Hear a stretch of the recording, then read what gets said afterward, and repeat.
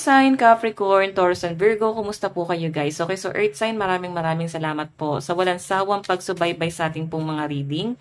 So yun guys, kung ikaw ay bago pa lang sa ating channel, mag-subscribe na po kayo and i-click mo na rin yung ating notification bell para lagi po kayo guys updated sa ating mga bagong upload. Okay, so ayan guys, paalala lang po no, na ang reading natin ay general reading lamang. So maaari po kayo guys makarelate. Maaari rin naman pong hindi, kaya gawing gabay lamang. So tingnan natin guys, ano ba ang inyong gabay, kapalaran? Earth sign, Capricorn, Taurus, Virgo, gabay kapalaran po. Meron tayong 7 of Diamonds. So, I think yung iba sa inyo nag-worry ka dahil sa pera. Sa family pa rin to guys. Siguro meron isa sa family or may nawalan ng trabaho na maaaring makaka-apekto sa inyo, na malaking impacto para sa inyo kung sino man itong nawalan ng work. Okay. Ayan, may mga ending na nangyari dito guys. May mga nasasaktan dito guys kasi may nasa-sense ako na parang kailangan umuwi. Maaaring ikaw to, nag-end of contract ka na. So, ayan, nagkaroon ng end of contract kaya parang uuwi na sa Pilipinas, or yung iba sa inyo guys na maaaring nagkaroon ng problema sa trabaho. Kaya para bang ano guys, nawalan ng trabaho or yun yung nasa sense ko guys patungkol guys sa trabaho, parang nawala ng work or maaring nagkaroon ng problema sa trabaho. 7-7 oh. So, mabigat para sa inyo yung nangyayari, pero ang nakikita ko dito guys, parang kailangan nyo guys maging think positive sa mga nangyayari, sa mga nagaganap sa buhay mo ngayon. Okay? Think positive kasi maaring pagsubok lang to na nangyayari sa inyo. As in, nadadown kayo guys, may mga ano dito, para bang nade-depress kayo, natitrigger yung anxiety mo, Queen of Heart. Parang gusto mo na ng katahimikan, ayaw mo na guys ng gulo, no? Okay, so I think focus ka na lang talaga sa sarili mo ngayon. So, tignan natin guys.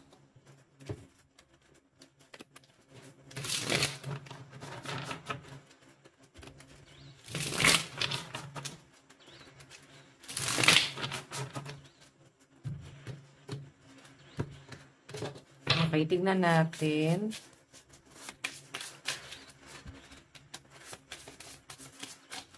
Meron tayong 9 of Swords. Meron tayong 10 of Swords. Travel talaga to guys. Okay, the Emperor. So, siguro guys parang may sumbat na nangyayari dito or may nagmamatigas na energy, may nakikipagmatigasan doon sa loob ng family, para bang tinitiis, no, nararamdaman parang tinitiis, para bang nakikipagmatigasan.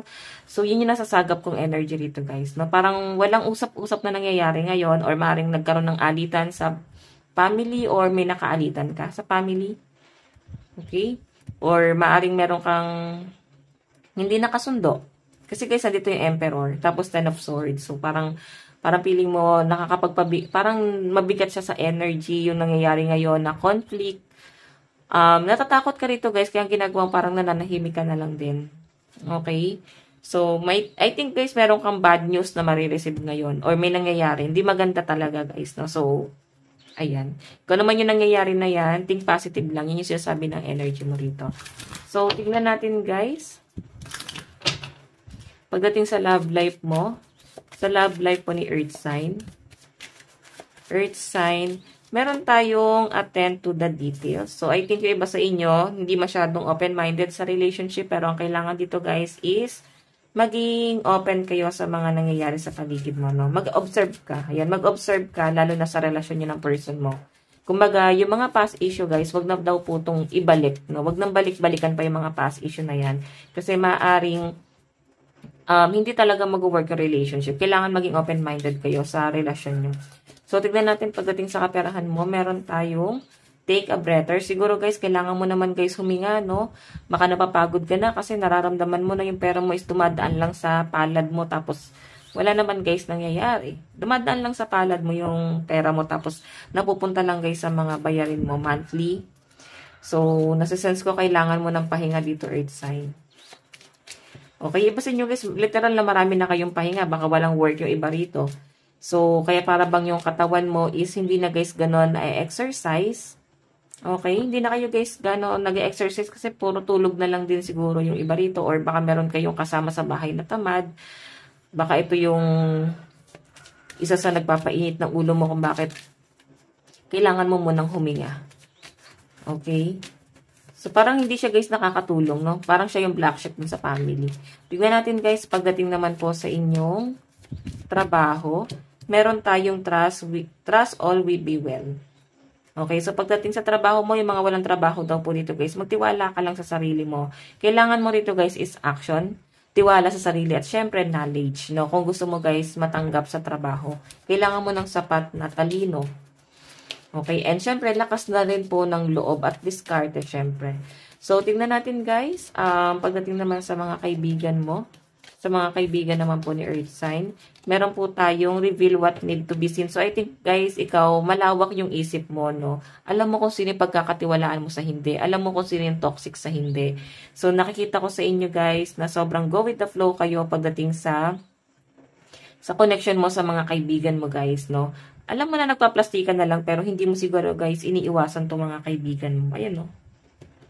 Okay, kumbaga parang tahimik ka na lang guys kahit na parang sila mismo is nagtatrayduran or maaaring nagbubulag-bulagan ka, nararamdaman mo may sinasabi sila sa inyo guys na hindi maganda. So guys, pag ganyan, ba't nagpapaka-martyr ka? Napakaraming tao sa mundo. Marami ka pang pwedeng kaibigan guys. Hindi mo guys kailangan magtiis sa ganitong klase ng friendship, no?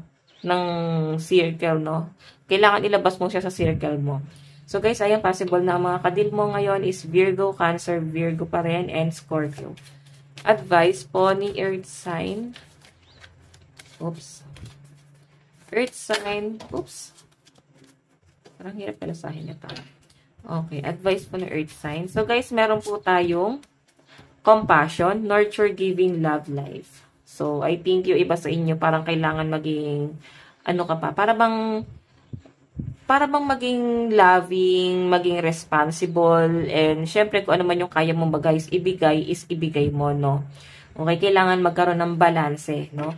Parang dapat hindi laging kabig, dapat kailangan labas din, guys. Ayan, so guys, ang laki number mo is 31 and 20. Ito lang naman po ang inyong reading.